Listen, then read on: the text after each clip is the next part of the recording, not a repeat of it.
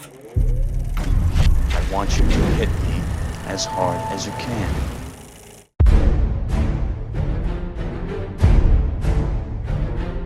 Hey guys, Paul Shirey, JoBlo.com here. Just got out of the Paramount presentation here at CinemaCon in Las Vegas, and we got our first look at Terminator Dark Fate, which is directed by Tim Miller and also scripted or story by James Cameron. So the new Terminator Dark Fate, it stars Linda Hamilton, returning as Sarah Connor, Arnold Schwarzenegger as some version of the Terminator. Obviously, he's the older version again. Also stars Gabriel Luna, Natalia Reyes. Tim Miller took the stage, and he was super emotional. If you've never interviewed Tim Miller or talked to Tim Miller, he gets very, very emotional and passionate about his stuff, which is great. And he legit starts crying, which is always funny. So he was getting very choked up on stage, very emotional about the film, very passionate. And then he introduced the footage, which we're going to go through now. So what we saw was two scenes and then kind of like a teaser sizzle tag at the end. So the first scene that we saw shows that it takes place in Mexico City, and we see the Terminator bubble, the time travel blue electrical thing populating on an overpass in Mexico City. And then as it starts to make its final transformation, we see that there is a form in there, and then it falls underneath the overpass and lands on the ground. And nearby are two young 20-something lovers making out on their car, and they see this body fall, so they run over to go and see what it is, and it is Mackenzie Davis. So that should answer a question right there.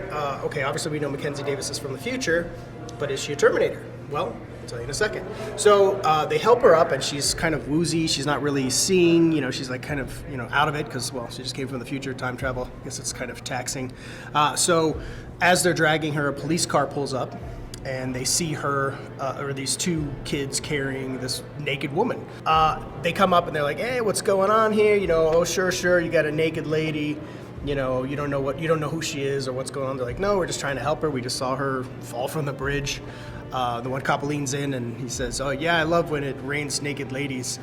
And then he goes to help her up, supposedly grabs her arm. As soon as he grabs her arm, it's almost like her Terminator shit turns on. And she sees his gun, so she grabs him and she just dispatches these cops. There's about 3 or 4 of them, just beats the shit out of them, takes them out very quickly. Very different from what you would see in the Terminator before, in the Terminator movies before, where he's kind of a little more slow, methodic. She was just very quick, very fast, just beats the shit out of them, flipping them over cars and knocking them out. Don't know that she necessarily killed him. I think she just beat him up, so there's that. After the cops are dispatched, she's kind of walking around, and she is fully nude. I mean, this is definitely what it appears to me is going to have to be an R-rated movie, because this is, it does hide some of that, but it also shows it as well. So I guess they were respectful in that sense, but at the same time, this does look like it'll be an R-rated film, but we'll see. She is walking around, kind of surveying the damage, having just taken out these guys. The two young lovers are like, hey, thanks, because the cops were going to arrest them and stuff, and hey, thanks, thanks for helping us. And she slowly walks over to the guy who is about her height, and she stands toe to toe with him, and she gets up next to him, and then she just looks over, she's like, don't thank me yet. Then they cut to her wearing his clothes, stealing a car, and driving off, and then the kid is basically in his boxers. So she didn't kill them, so it obviously shows that she is probably a good guy. And there's more footage to indicate that. So that scene cuts, and there's another scene that they cut to. It cuts right to Gabriel Luna's Terminator character. He's kind of broken and he's kind of hunched over, and there's a burning car behind him. So something happened, so we're cutting right into the middle of the scene, and he's damaged, heavily damaged, and we see the T-1000 style stuff coming together, the liquid metal, and he's basically reforming. So he was pretty fucked up, and his pieces are all coming back together. Then we see Mackenzie Davis and Natalia Reyes characters. Again, we're again on an overpass, by the way. So this is daytime on an overpass, and they're running. They look tired. They look kind of damaged, hurt. They're in the middle of a chase, and they're kind of cornered because we see from the other side a kind of dark colored Terminator. So it's like a Terminator endoskeleton body, but it's kind of dark. It's still grayish, got a grayish tint, but it's really, really dark, but still with the red glowing eyes. And it's kind of coming after them. So they're kind of cornered. Then we see Gabriel Luna's Terminator character make the knife weapon, T-1000 knife weapon out of his arm, and he's getting ready to chase after them. But, surprise, surprise, a truck comes screeching to a halt, and out steps Linda Hamilton in full battle armor gear, same as you've seen in the photos that have been released. Kitted up, ready to kick ass. She steps out, not missing a beat. She's got sunglasses on, and she pulls out what looked like an automatic shotgun. I'm not quite sure what she was using, but it did have a big cartridge, and she's just blasting away at Gabriel Luna's character, which ends up knocking him off the bridge, so he falls off the bridge. But then she just doesn't even miss a beat. She drops that weapon, pulls out a rocket launcher, opens the tube, fires at the running endoskeleton, and blows him up in place.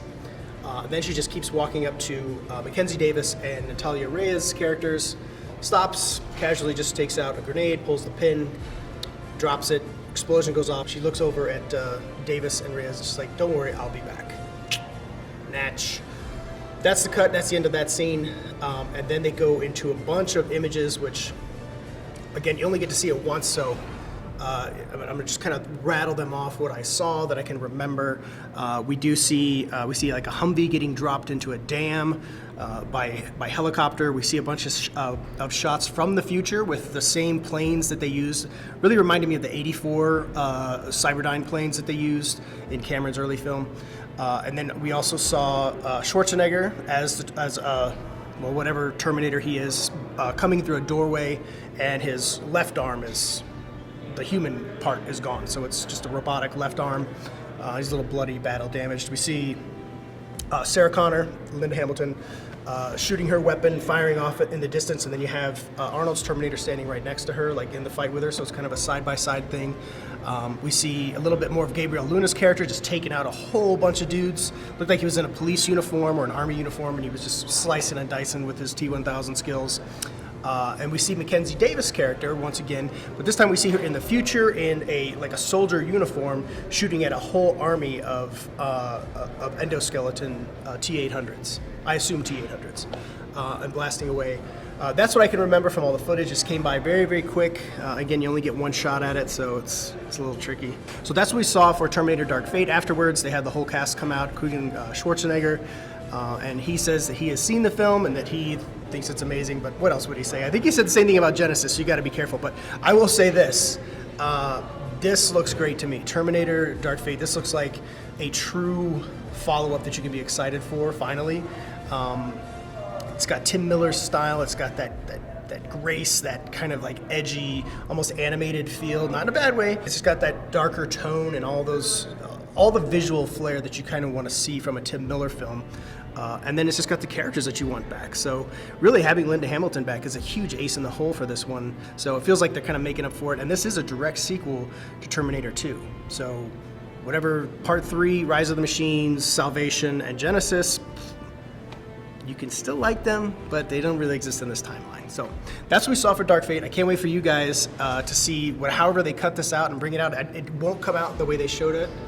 To us, it'll probably be more in a trailer format, so I hope that that gives you guys a taste of what's to come, and you'll get a look at the full trailer soon enough. So that's it for Terminator Dark Fate. Thanks for joining us. I'm Paul Shirey with JoBlo.com, and I'll be back.